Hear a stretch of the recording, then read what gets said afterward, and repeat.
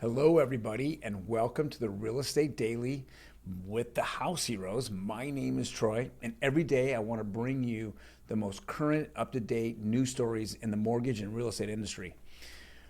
So we've gotten a lot of things that are happening today. Obviously, everybody was on, pins and needles about what Jerome Powell was going to say, during his little speech of the two-day Fed meeting that's happened, and it looks like a big nothing burger.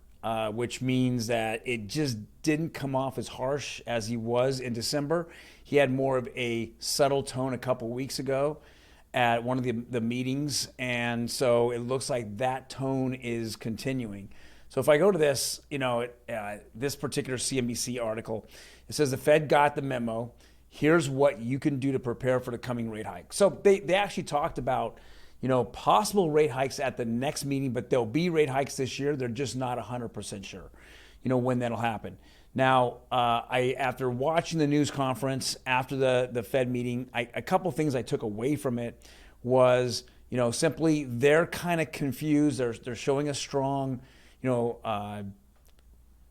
labor market. So the labor market's really strong. It's really going well, but there's still not enough people out there. So a lot of people who are not going after unemployment are actually working somewhere else and doing other things, which shows that our unemployment numbers are significantly down, but the employed are down as well, which makes it very interesting. And that's a whole nother topic.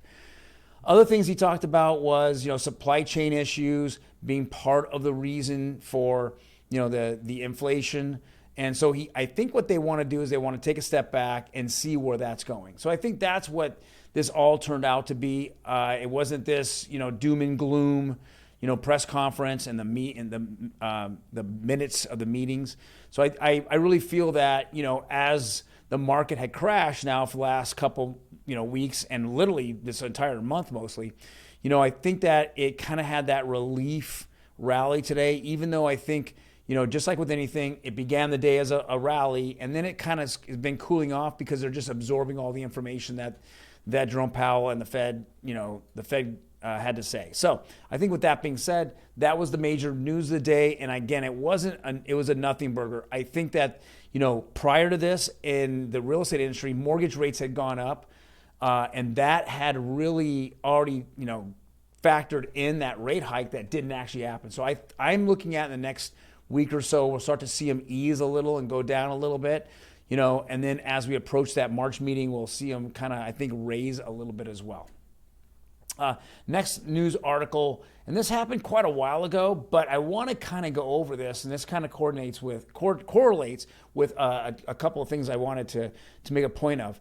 It says U.S. homeowners have $153,000 tappable home equity on average. So imagine, back in 10, 15 years ago when we had that mortgage crisis, pretty much most of the mortgages that were given out were 100% financing or they were neg-am loans. Today, you have to put money down. And so when you put money down, you have a more stable environment for the mortgage industry. And then with the housing crisis, meaning we don't have enough houses for the amount of people, the builders can't keep up. Well, then we have demand. And when demand came in, it's raised those prices. And as we had talked about the last couple of days, that home prices year over year are right around 20%.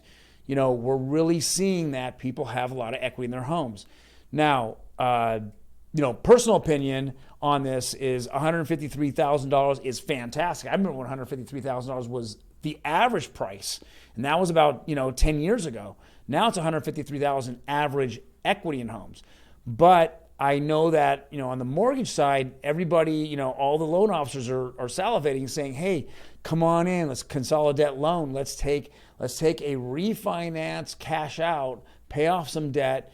And then, have a higher mortgage payment, but you're consolidating, 20% debt in credit cards. Now I'm going to have a 4% or 3.5% debt on my money, on my mortgage. So I see that. But as a boomer guy that rolled through 2007, 2008, I saw a lot of people getting taken advantage of this, being told about it, they grab it, and what do they do with the capital? What do they do with the money? Well, the number one thing to do with money is they watched their favorite flip show and bought another house, and then put their house in danger if the other house couldn't be paid. So I want to caution everybody out there about that. these home equity line of credit, HELOCs, or pull cash out, refis. Just be very careful if you're embarking in that. Be very careful. Pay debt down, but don't incur more debt. And that's kind of the thing I wanted to talk about when we look at how much equity that people have. And this is not your piggy bank. And for most of you, you've put money into this house and you've done hard work, like pay like 12, 24, 36, 48 payments, and you got all this. So that was kind of a godsend. But don't go off and learn from the mistakes of the last 12 years ago. Do not make those same mistakes and use this as a piggy bank. Next article here is another one from CNBC, and this is from today. It says mortgage refinance demand plunges 13% as interest rates climb to a 2-year high. So we all saw this coming. We all saw it. We knew that when the Fed mentioned about rate hikes that they were going to cut back on assets, buying assets, and mortgage-backed assets were the one things that they actually mentioned. We knew that with that being said, they don't want to they don't want to keep buying it and buying it and buying it and keep this industry down. They want to slow down real estate. Well, slowing down real estate, it's pretty tough because it has quite a lot going on with it, right? So sorry about that. It has a lot going on with it. So to slow it down, you have to have demand. You have to have demand exceeding supply. Well, we don't. We have supply so low and demand so high. That's what we're running into. Those are the issues that we're running into. So that's what we're seeing. Fed pushes rates up, and refinances get kicked out, and that's the next step of what the Fed's been doing. Next one is rental prices heat up in the Sun Belt. So in the Midwest, or even the Southwest and Southeast of the United States, South Central, we're starting seeing prices spike, rental prices spike, and we've talked about this last couple of days as well. As we're seeing year over year, or even just huge jumps of 14% in rental, and this is all attributed to having lockdown in your home and have renters not having to pay, and had a moratorium throughout the United States. And now the moratoriums are easing, even though a lot of the government subsidies and all these $1 trillion bills that they passed was to ease the rental market and to give the landlords their money that the renters weren't paying.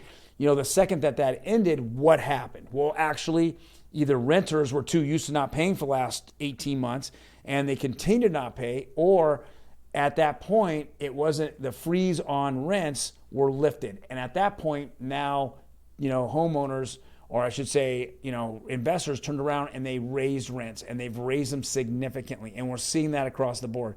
And this is an equation that started off with, again, freezing rents, couldn't kick anybody out, to moratoriums, but the demand for real estate grew. And the government did not take that in consideration, and that's why we're in this crisis of not enough homes, and rents are going to blow up. If you survived the last 24 months and owned a rental, that you are doing fantastic right now, especially if you can raise rents. I know there's some areas out there that are rent control. That's still up in the air about how much you can actually raise the rent. But at this point, like in the city of LA, you can raise rents every 3% every 12 months. And so, but now they're just raising rents. Like, let's just go raise them because the demand is there. If somebody doesn't want to make that payment, there's nowhere else to go. Even if you go to the inland, if anyone in Los Angeles or Orange County go to the Inland Empire, there's just no rentals out there. And if you find a rental, you're going up against 20 people, and they're looking at the best person for that. So, guys, I'm bringing to you, all the news, the actual important news every single day. I'm hoping that you're enjoying this. If you like what you're hearing, hit the like button, the thumbs up button, and definitely subscribe to our channel. We definitely appreciate it. I'm putting this content out to you Monday through Friday, and if you have any questions or any comments, please leave them. I will definitely answer them for you. Otherwise, you have a fantastic day, and I will see you tomorrow on Thursday, the 27th of January.